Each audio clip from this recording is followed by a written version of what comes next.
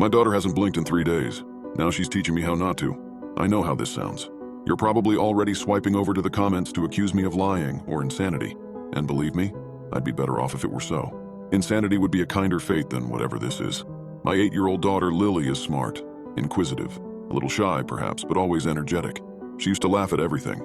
Bad knock-knock jokes, cartoon voices, even the wash machine sound the washer produced when it went out of balance. I hadn't heard that laugh in over a week, but the blinking thing, it started 3 days ago. Or perhaps that's just when I realized.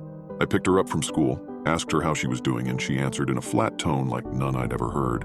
It was fine. The bell rang too many times. I didn't know what to do with that. What does that even mean? That night at dinner, I caught myself staring at her. Not because of anything she'd said, she hadn't said much, but because her eyes were just open. Wide, shiny, unblinking. I watched her spear mashed potatoes into her mouth with mechanical precision, never once looking away from that glassy stare. Lily, are your eyes bothering you? No. Do you need drops? They look dry. No. I blinked. She didn't. That night, I went to check on her, expecting that she would be sleeping. She was in the center of her room instead, in the dark, her arms loose at her sides, her head slightly lifted up as if she were listening to something I couldn't hear. Her eyes were open. Sweetheart? She didn't move. I moved closer, quietly. I swear I wasn't trying to scare her, but she still responded. She swiveled around to face me, but not altogether. First her eyes, then her head, then the rest of her, with a sickening lag, as if I was seeing her on the internet. And then she smiled, only it wasn't her smile. Go back to bed, Daddy, she told me. You're still not ready. Her voice was too level, too steady. Lily has the tiniest lisp. This one did not. I stepped away from the room, closed the door, didn't sleep. Day 2 was worse. She did not attend school. I told the office she had a stomach virus. The real reason I didn't want her around other kids. I didn't want her around anyone. I just wanted to figure out what the devil was happening. But every time I looked at her, she was already looking back at me. I caught her staring from the hallway mirror, from the crack of my bedroom door, from behind the drapes in the living room. She'd appear in rooms that she hadn't entered.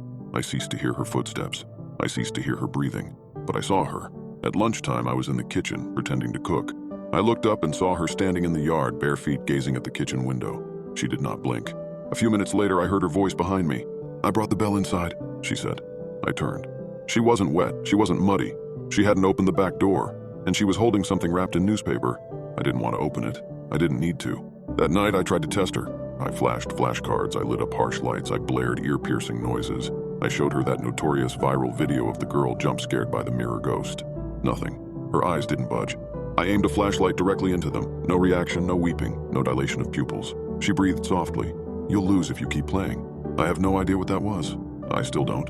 By the third night, I had lost nearly 60 hours of sleep. I sat in the hallway outside her door with a bottle of wine and a kitchen knife that I had no idea how I'd come to pick up. I left the lights off. I didn't want her to see me. She did. She stood outside her door at precisely midnight, sneaked into the hallway, and knelt down beside me. You look sleepy, she said. I didn't answer. Do you want to stop blinking too? I had shaken my head. It's okay, she had whispered. The thing behind your eyes already said yes. And then she had touched me. 2 fingers, pressing slowly on the skin underneath my lower eyelids. I jerked away from it, but the pressure remained, like the memory of it was seared underneath the surface. That was yesterday.